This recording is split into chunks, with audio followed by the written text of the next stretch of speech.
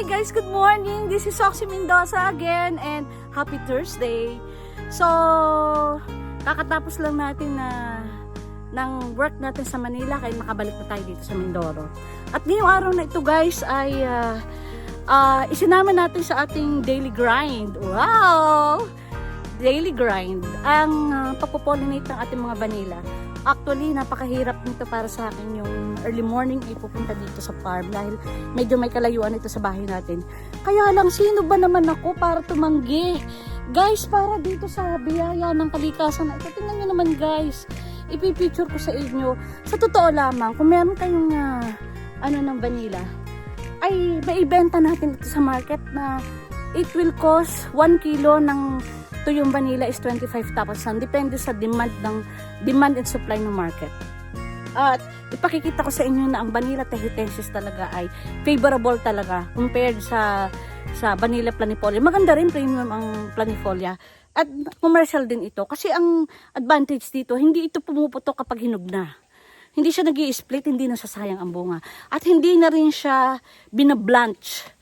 Yun ang pagkakaiba ng bunga ng vanilla. But when it comes to vanillin daw, content, ang sabi nila, ang planifolia daw ay advantageous.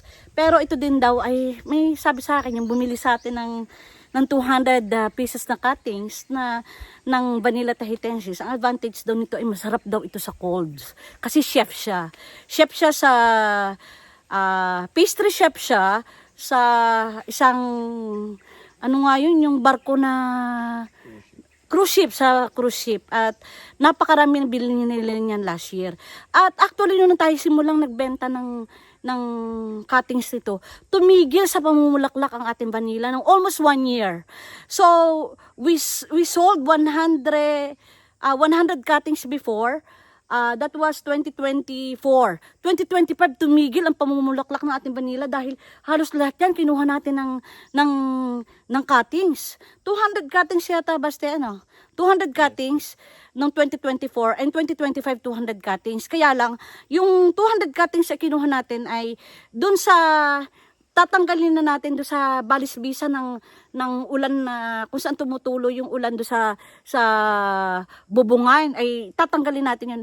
Doon halos natin kinuha ang 200 pieces na cuttings ng vanilla. So, nag-surprise ako ngayon dahil biglang sumingkad, mas gumanda ngayon, mas dumami ang mga bulaklak ng vanilla at hindi ko alam kung actually ay talagang kami rin ay very busy namin sa aming mga projects at alam niyo naman na ang core business ko ay ang retail at pagsisupplies. Kaya lang naglaan tayo ng oras dito. At kasama ko si Baste every morning na gagawin natin ito. Samahan niyo ako sa journey ko sa pagbavanilla.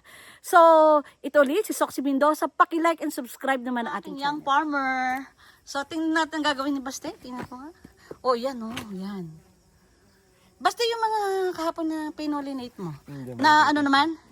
Sige, malalaman natin. So guys, iikot lang ako, tutulong ako kay Basti dahil napakarami ha. Okay. So ito guys, ang bulaklak ng vanilla, kita nyo Ito pag bumulaklak siya, yan. Makikita nyo yan? Yan. Pababa ng pababa, lahat yan ay bumubulaklak na. Yan, ito na nga guys. Ito guys, sana i-restructure ko. Hindi ko na kasi magawa. Dahil gubat-gubat na, ay nagkamali kasi tayo ng style diyan. But anyhow, ay hindi pa kasi tayo marunong dati.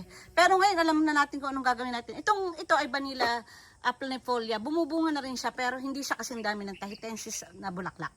Okay, mag-ikot ako muna. Okay na yan.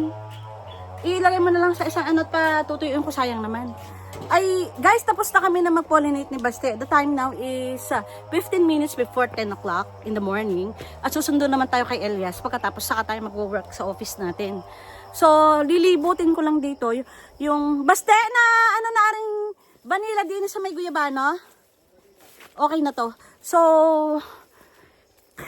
kailangan manapos natin. I-check ko lamang yung mga, dahil nandito sa Limang Dario, ay i-check ko lamang yung mga ipagagawa natin ng Sabado para kahit tayo medyo tanghaliin ang pagpunta dito sa bundok ay alam na nila ang kanilang mga gagawin.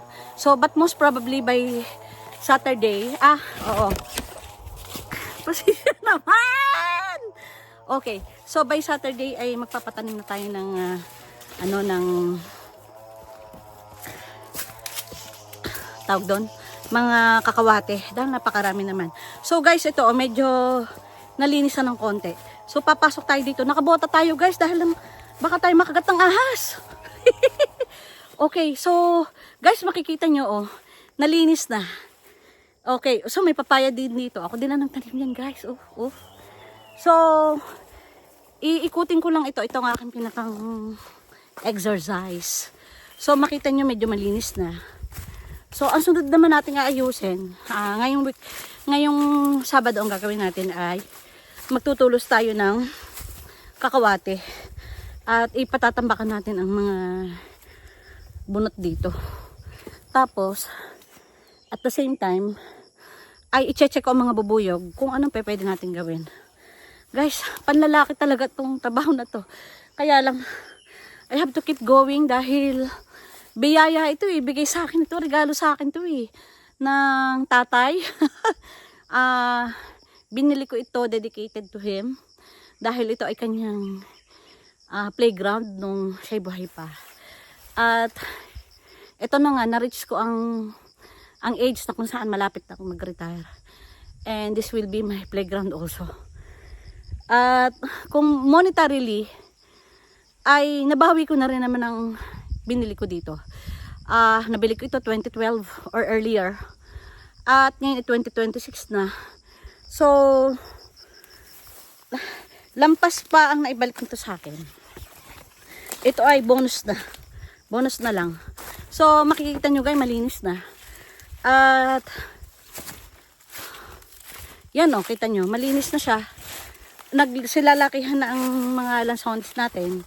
At sa Sabado, magpapatrabaho ulit tayo. At ang paggagawa natin diyan ay papapatay ko na ring papaya dito.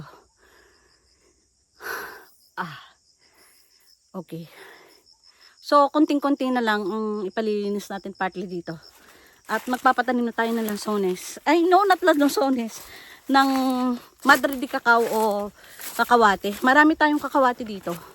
Gaya nito, papakita ko sa inyo guys. Libre na. So, lahat ng mga raw materials, mga materials natin ay nandito na sa farm. Pero dati, guys, binibili ko to. 50 pesos kunyari isang ganito. Ito guys, binibili ko 50 pesos. Tapos yung labor ng pagtatanim ang binayaran ko. Ngayon nakita nyo naman, dami na. So, ito kukunin na natin yan, aanihin na natin. At ikakalat natin dito para kakapinitan natin ito ng vanilla. Dito sa lugar na ito. Papadamihin ko ang vanilla. Pero, kailangan i-maintain natin ang cleanliness na to.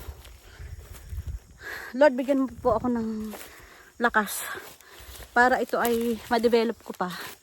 Para ang aking mga anak na mga lalaki ay kung dumating ang panahon na sila'y tapos ng pagiging OFW, itutuloy na lang nila to.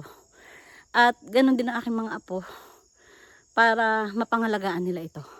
Anyhow, ito ay gubat, pero kita nyo ngayon, ang ganda na. Tataniman natin ito ng mga kakawati guys sa Saturday. So, looking forward ako dito sa mga rambutan dito at lansones na sana magsipagbungha na this year. Pero, I'm sure, itong pagpapalinis ko na to, malinis na siya, guys, yan ay i-stress, parang sa akin ay ini-stress ko itong paglilinis na ito. Supposed to be dapat January natin ginawa ito. Kaya lang hindi natin ito ginawa dahil nang umuulan. Buong January, buong February halos umuulan. Ngayon na lang umaraw, pero yung ramdam ko ang init na papuntang summer na tayo. So, ito nga, this is in preparation para sa summer. At by Mayo, sana naman ay bumulaklak na ang ating mga lansones at rambutan. So ngayon, ang meron lang tayo ngayon ay ang mga avocado. Meron tayong 2 puno dyan ng avocado dahil pinagpapatay na natin dati. Dahil ng 2 lang ang tinaro natin na pansarili natin, kumbaga. Okay guys, salamat. Wag naman yung kakalimutang paki-like and subscribe na ating channel. Kung gusto niyo pong bumili ng planting materials ng vanilla, ay pwede kayong mag-comment or mag-PM sa akin. Soxy sa Facebook at diyan din. Pwede rin. At ang the best ngayon kung kayo ay may balak na magtanim ng vanilla, ay magtanim na kayo ngayon, tag-araw, ng mga support material which is the kakawate. So goodbye guys. Have a nice Thursday.